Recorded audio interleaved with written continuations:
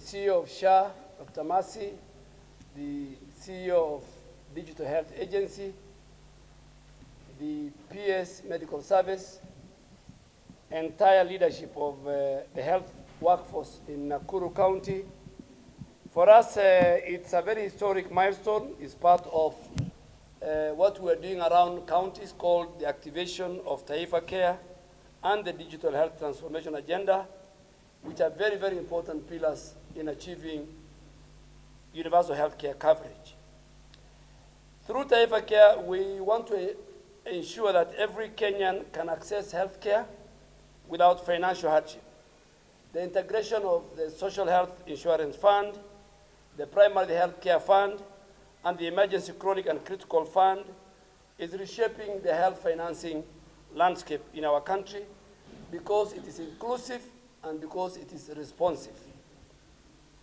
The Social Health Authority, which is very central to this transformation, has of today registered 24.7 million Kenyans.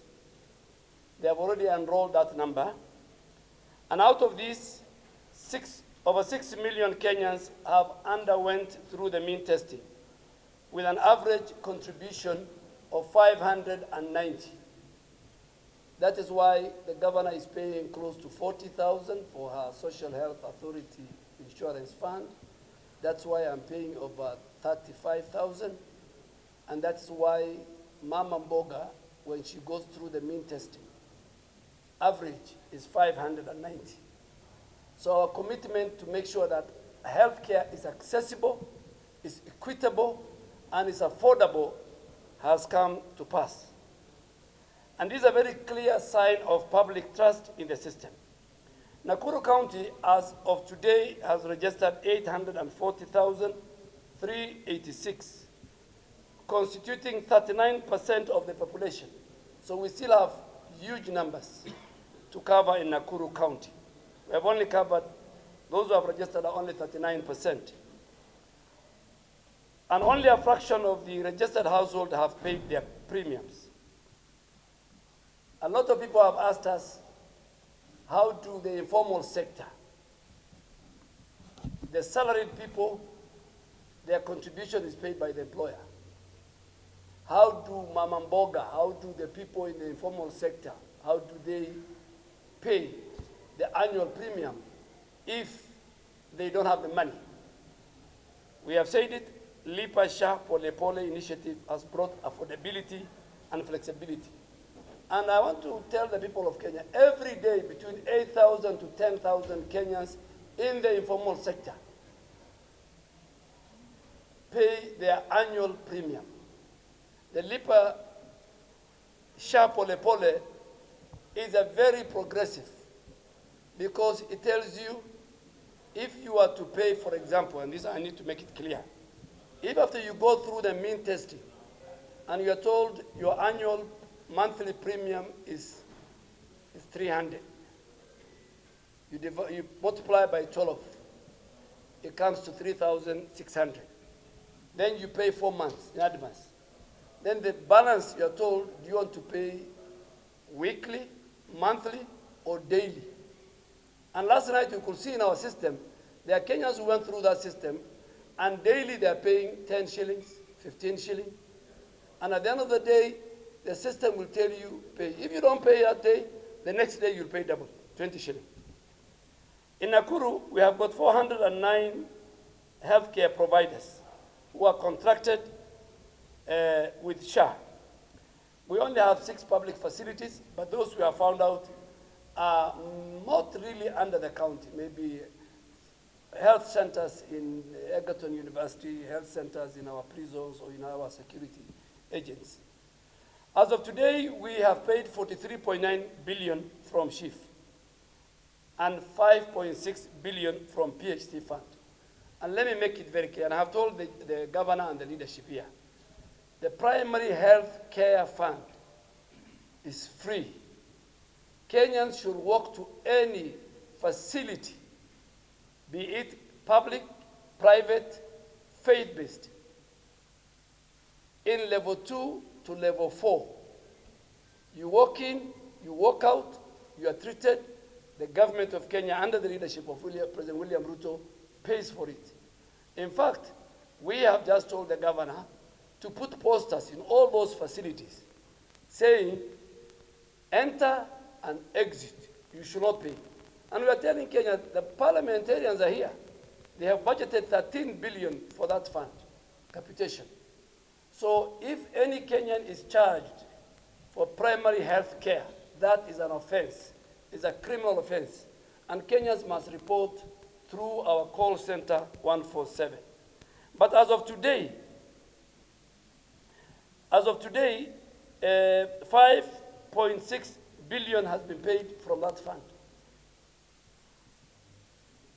SHA is transforming our health facilities, and in Nakuru County alone, 1.27 billion in SHA claims have been disbursed. And as the governor said, the Nakuru PGH, our referral hospital, in terms of lodging claims, in terms of payment and system, is the best in the country. We need to clap for. And we have seen that the healthcare system in Nakuru is up and running. It is something that many other people should borrow from. Let me come to the National Equipment Support Program, because we want to make sure, this government wants to make sure, for universal health care to succeed, we must have drugs in every facility. For universal health care, Taifa Care to succeed, we must have the right equipment in our health facilities. And in this program of the National Equipment Support Program, which is transforming access to care. And this equipment, let me make it very clear, it is not bought by the national government, it's not bought by the county government, it is bought by the suppliers, it is fee for service. They are the ones who will take care of those facilities, those equipments. The number of Kenyans who use that facility, SHA will reimburse those equipment owners. So there's no investment. And Governor, I am very happy to report that Nakuru County will, in the next 2 weeks, realize the impact of the National Equipment Support Program. The following equipment will be installed in the month of from the first week of August. In Annex Hospital, we are going to install a mammogram, dialysis machines, and orthopedic machines. In Bondeni Sub-County Hospital, a specialized laboratory service equipment will be installed. In Molo Sub-County Hospital, digital X-ray, CT scan, routine laboratory service equipments, and all others that are required, that have requested, will be installed. The same for Bahati, CT scan, and general theater services. For Karinget, they have all that, digital X-ray, Langalanga Sub-County, Subukia Sub-County, Olongroni Sub-County, Joro Sub-County, Maimayu Level 3. All these sub-county hospitals will receive the latest equipment. This intervention will bridge the critical gap and expand equitable. As we move forward, let us recognize that health is not just about systems. It's about trust, it's about dignity, and it's about community. And that's why the dignity of the patient is of paramount importance. Going forward, the patient is the boss, not the facility, not the healthcare worker, not the leadership. And that's why we have introduced, and this is very clear, we have introduced in the last 3 weeks something called bed capacity access code.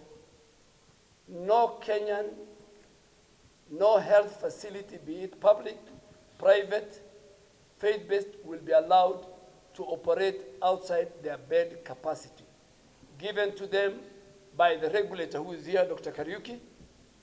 When you apply for a license, you must say how many beds do you need. If you say 50, you will admit 50 patients. No more Kenyans sleeping on the floor. No more Kenyans sharing beds.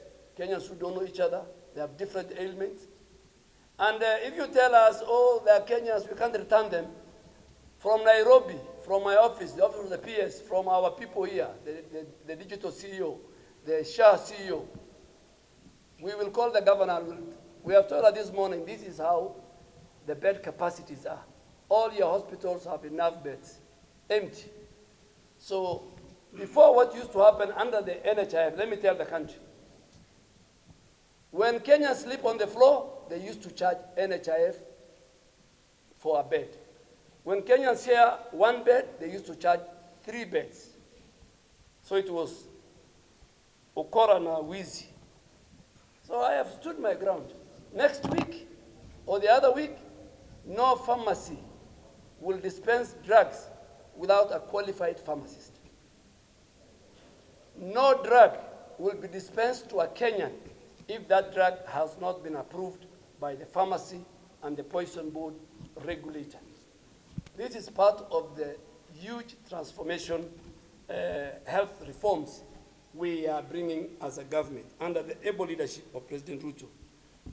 Finally, let me say that let today be not more than a celebration for us. Let it be a call to action, to dignity, to digitally enable every facility, to enroll every Kenyan, and ensure every shilling delivers better healthcare outcomes. Thank you, and God bless you, the good people of Nakuru, under the able leadership of Her Excellency Susan Kihika.